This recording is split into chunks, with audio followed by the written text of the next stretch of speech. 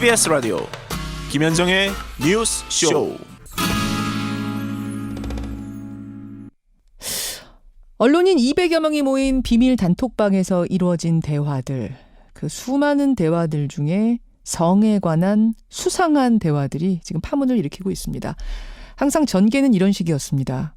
누군가 이른바 몰카라든지 성범죄 기사를 단톡방에 올리면요, 다른 이들이 그 밑으로 줄줄이 톡을 올립니다. 영상이 궁금하다.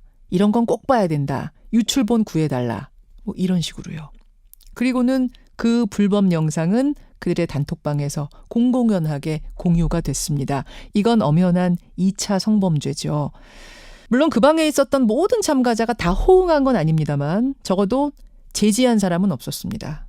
그러다가 한 명의 내부인이 시민단체에 제보를 하면서 이 사실이 알려졌고요. 지금 경찰은 정식 수사에 착수를 한 상태입니다. 자, 이 내부 제보자를 대리해서 고발에 나선 분이에요. 시민단체 디지털 성범죄 아웃 DSO의 이한기 사무국장 만나보죠. 사무국장님 안녕하세요. 네, 안녕하세요. 예. 디지털 성범죄 아웃의 이한기 사무국장입니다. 이 단톡방의 존재를 처음 접하시게 된 건 그러니까 그 내부 제보자를 통해서인 거죠?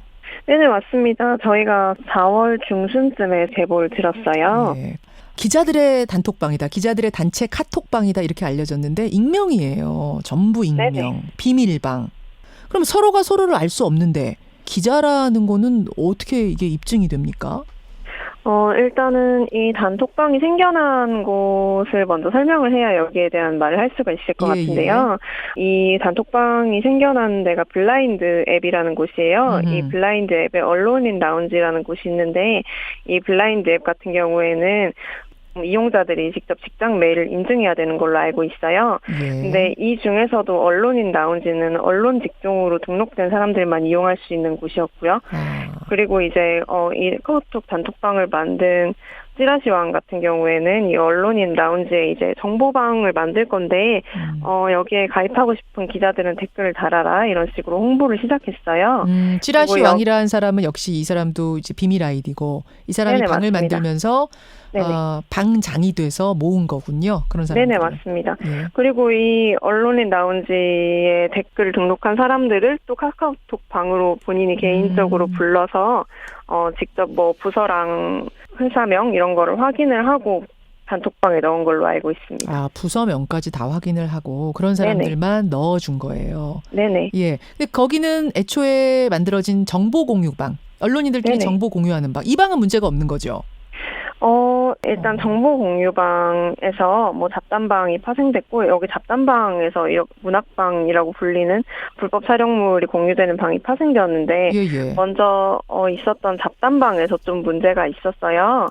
특정 성범죄 피해자나 가해자에 대한 정보나 영상, 사진을 요구하기 시작했고 여기에 대해 몇몇 기자들이 이제 제지를 했거든요.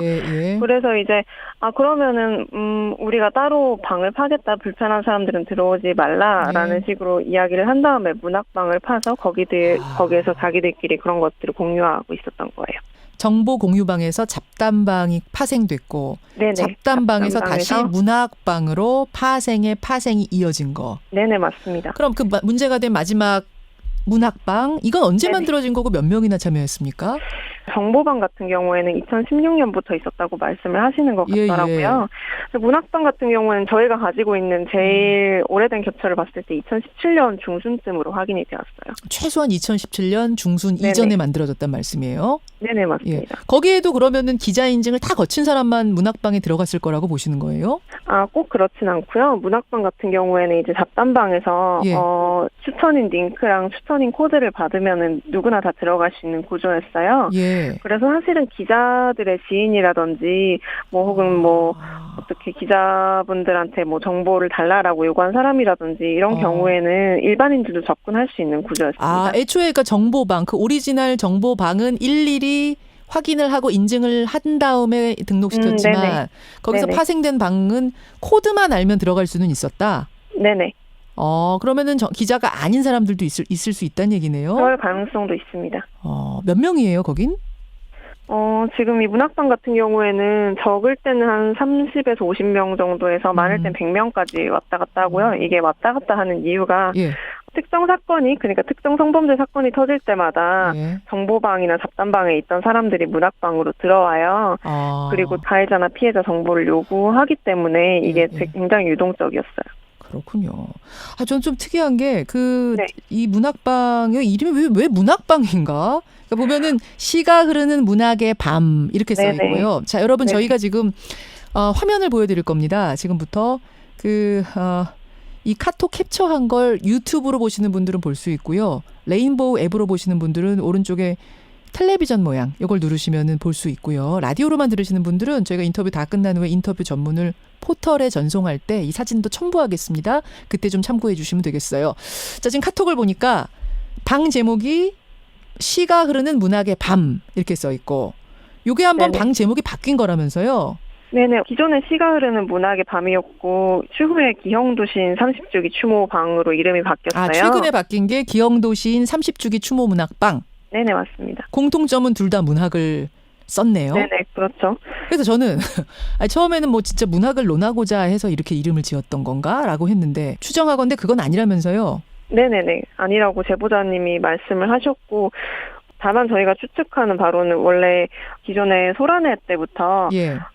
성범죄 사진이나 혹은 뭐 음란물 같은 경우를 작품으로 칭하는 경우가 많았고 그리고 그거를 만들어내는 사람들을 작가라고 칭하는 경우가 있었어요. 그리고 뭐 일명 포르노 야동이라고 부르는 것들에 대해서 거기에 대한 제목이라든지 혹은 작품 번호를 품번이라고 많이 부르고요. 그래서 사실은 이런 음란물 혹은 디지털 성폭력 영상을 작품이라고 부르는 문화 때문에 이렇게 단톡방 제목이 만들어지지 않았나라고 저희는 추정하고 있습니다. 아, 그러니까 제목이 시가 흐르는 문학의 밤, 방 제목입니다, 네네. 여러분.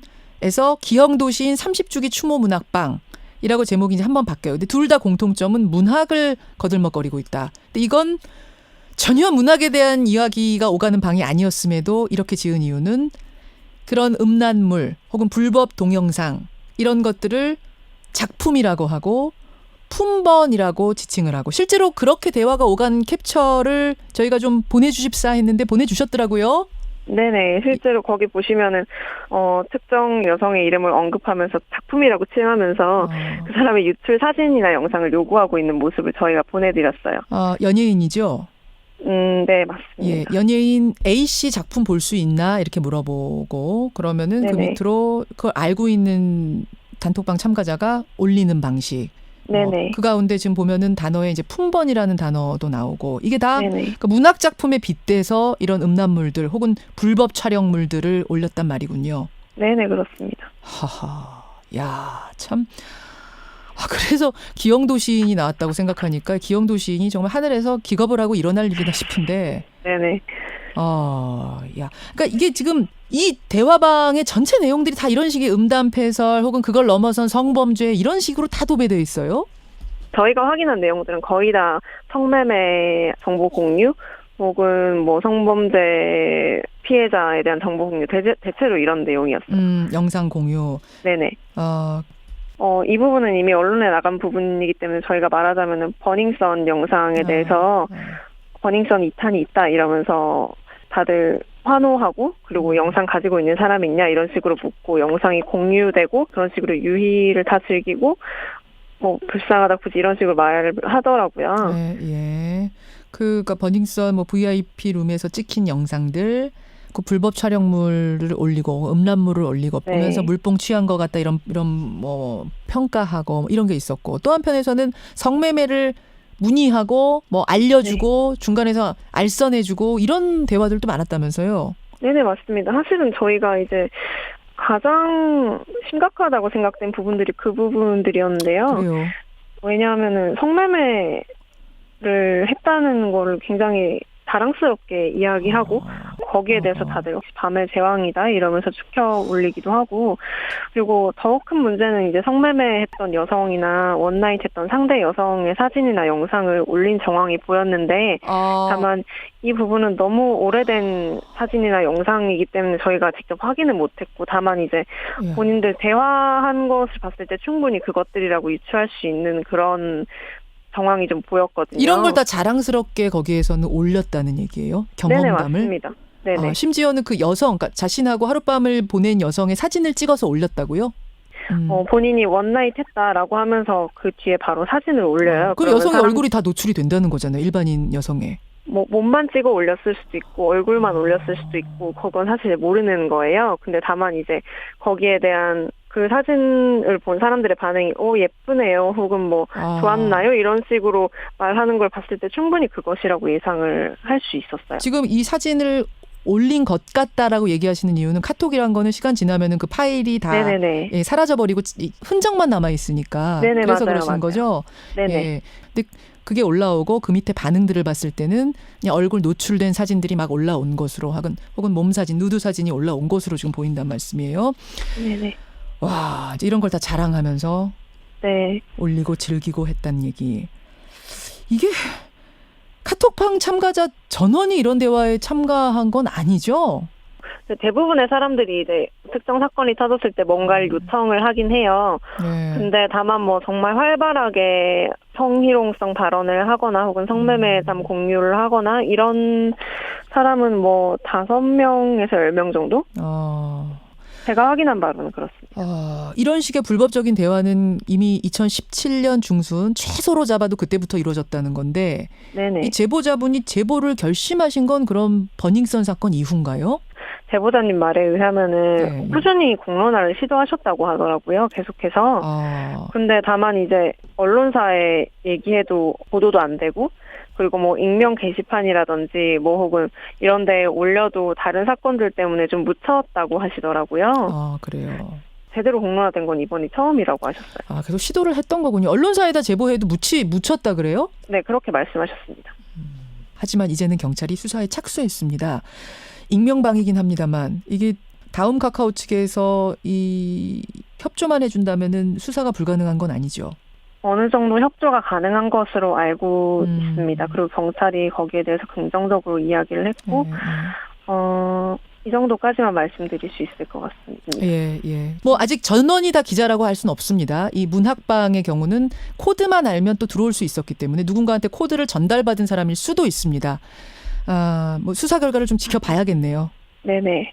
사실은 이게 언론인 단톡방이기 때문에 이렇게 논란이 되긴 했지만 아직도 많은 그런 식의 성희롱성 발언 이런 거를 특히나 단톡방이라면 아무렇지도 않게 하는 경향이 분명히 있어요. 그래서 이 사람들이 기자이기 때문에 더 우리가 처벌해야 하고 노블리스 오블리주를 강조해야 되는 건 맞지만 일반인들도 이제 이 사건을 보면서 이런 일이 잘못된 일이고 이렇게 해서는 안 된다는 걸 알아줬으면 좋겠습니다. 알겠습니다. 여기까지 오늘 말씀 듣죠. 고맙습니다. 네, 감사합니다. 시민단체 디지털 성범죄 아웃 DSO의 이한기 사무국장이었습니다.